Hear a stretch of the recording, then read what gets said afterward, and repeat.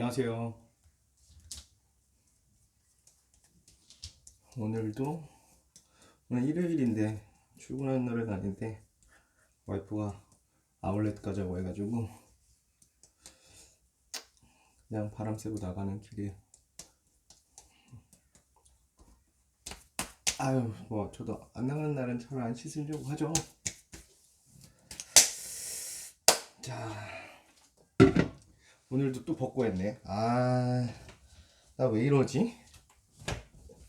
얼른 옷 입을게요.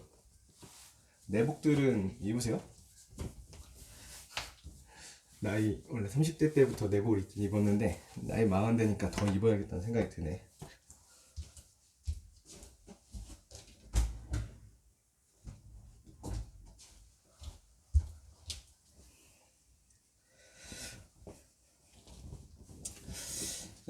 제가 이제 운동도 할까 하는데 비로한 몸들을 본의 아니게 보셨지만 보신 분들은 이제 제가 몸이 좋아지는 것도 같이 보실 수 있겠네요.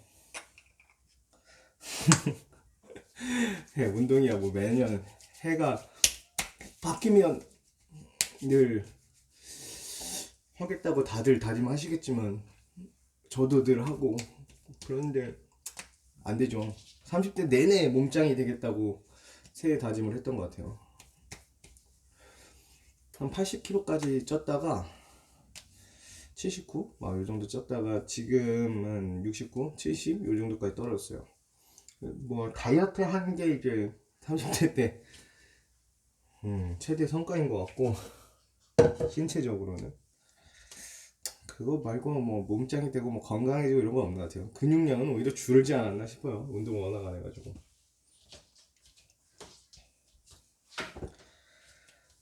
자, 이제 재밌는 일들을 주말마다 해야 된다라는 약간 애가 있으니까 압박 같은 게 조금 있었는데 어제는 와이프가 집에서 쉬자 라고 하는 거예요. 그 말이 왜 이렇게 반가운지.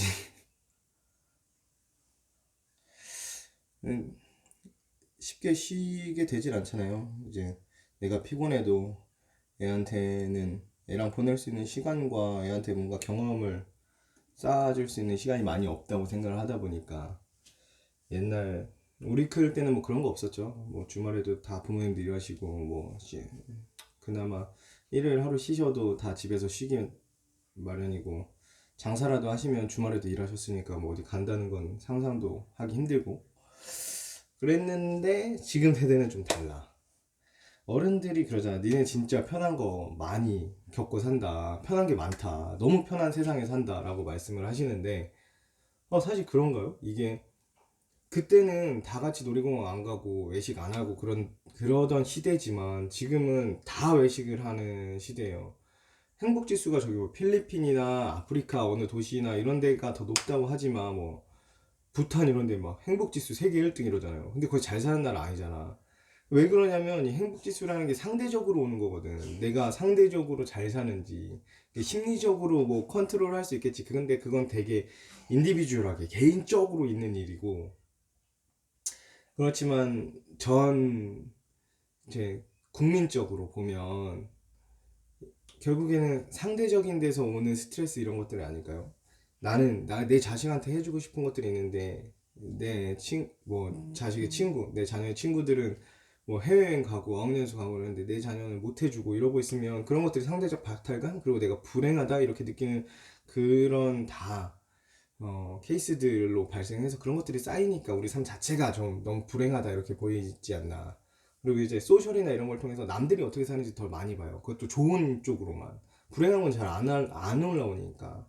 그리고 저기 이제 그 행복지수 같은 것도 인터넷 발달하고 저기 부탄에도 아프리카 오지에도 다 핸드폰 들고 있는 시대가 오면 아마 그 나라들이 행복지수가 그렇게 높지 않을 거예요. 왜냐면 물론 뭐 바로 옆에 있는 사람이 힘드니까 내가 거기보다 잘 살면 좀 잘 사는 느낌이 날 수는 있겠지만 전 세계인들이 그 소셜이나 인터넷을 통해서 제공되는 그 모습을 봤을 때 그 사람들 얼마나 상대적 박탈감을 느끼겠어요. 그 박탈감을 느낄 때마다 행복지수는 떨어지기 마련이에요. 우리나라는 사실 전 세계 근데 이게 또 사실 못 사는 사람 보면서 이제 또 내가 막 행복지수가 막 올라가지는 또 많이 그러진 않는 것 같아. 그냥 조금 위로 정도만 되는 것 같아요. 사실 우리나라는 세계에서 10대 강국이고 경제적으로 10대 강국이고 치안율 세계 1등이고 그런데도 치안에 불안해하시고 그냥 자기가 더 자극적인 소스에 찾아다니고 불행하게 느끼려고 하는 노력들이 있는 것 같아요. 사회적 분위기가. 우리나라 또 자녀 키우는 것들도 되게 자녀 키우는 게 고되고 고생이고 이렇게들 말씀 많이 하시는데 자녀 키우는 게 축복이어야지. 왜 그게 고되고 고생이고 고생할 수 있지만 행복이어야지. 고생보다 행복이 더 커서 자녀 키우는 게 너무 즐거운 일이라는 사회적 인식이 있어야 되는데 그렇지가 않아.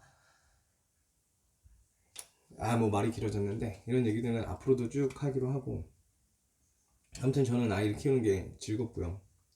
그리고 이런 우리의 행복 지수는 사실 우리는 글로벌리하게 70억, 80억 인구를 기준으로 봤을 때는 굉장히 잘 사는 편이고 행복하고 편안하고 안락하고 굉장히 안전하고 이런 사회에 살고 있고 그런 것들 제공받고 배고프지 않고 이렇게 살고 있습니다. 그런데 이상하게 옆집보다는 내 친구보다는 조금 못한 그런 것들에 이렇게 눈이 너무 많이 가서 거기에 대한 상대적 박탈감으로 나는 좀 못 사는 것 같고 불행하고 막 이렇게 느끼고 있는 게 아닌가라는 생각을 해봐요. 재무설계 하면서도 되게 많은 사람들을 만나고 상담을 해보지만 좀 그렇게 내가 실제로 누리고 있는 것보다 한참 더 낮게 자신을 평가하고 자신의 생활과 환경을 평가하고 있는 것 같아요. 물론 뭐 빚더미에 상황이 안 좋아서 그러신 분들은 있는데 그런 분들에게 심심한 위로를 전하고요. 그렇지만 대부분의 국민들은 그렇지 않잖아요. 우리 굉장히 잘 살고 있습니다. 그러니까 더 욕심내지 말고 조금만 아껴 쓰려고 하고 우리가 있는 거에서 우리가 꼭 필요로 한 것들 그리고 그것들이 부족하지 않은 정도 꼭 필요한 것들이 부족하지 않은 정도만 꾸리고 살아가면 자산은 늘어나기 마련이에요. 최저임금, 우리나라 최저임금 정도로도 충분히 먹고 살 수 있습니다. 그런데 그렇지 못하죠. 우리는 욕심이 좀 있으니까 해외여행도 가야 되고 외식도 좀 더 많이 해야 되고 집에서 살림도 조금 덜 하고 아이는 좀 더 좋은 학원에 보내야 되고 어학연수나 해외 뭐 그런 것들로 이제 아이들에게 욕구가 아니야. 아이들은 원하지도 않아. 근데 부모의 욕구를 채우려고 하죠.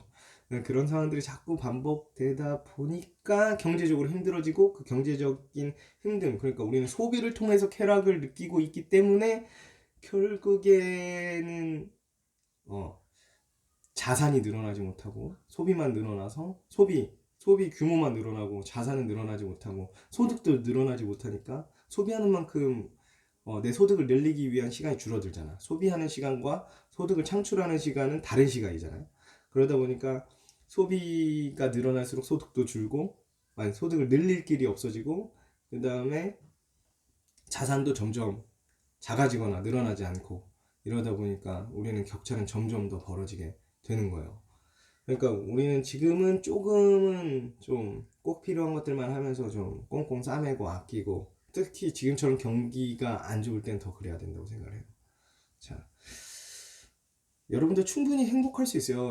여러분들이 불행하다고 느끼는 그 시점이 왜 오는지는 여러분들이 한 번쯤 생각을 해보셔야 된다고 생각합니다. 여러분들 불행하지 않습니다. 여러분들 행복하다고 생각하고 내가 필요한 것들, 꼭 필요한 것들 중에 부족한 게 있는지 생각해보면 없을 거예요. 한번 꼭 필요한 거 먼저 해결해 나가면서 좀 정돈되고 계획적이고 살고 싶은 인생으로 만드시면서 살아가시면 오늘 하루도 멋지게 보낼 수 있을 것 같습니다. 한 주 또 수고하셨고요. 내일 다시 월요일이에요. 다시 일주일 파이팅! 내일 뵙겠습니다.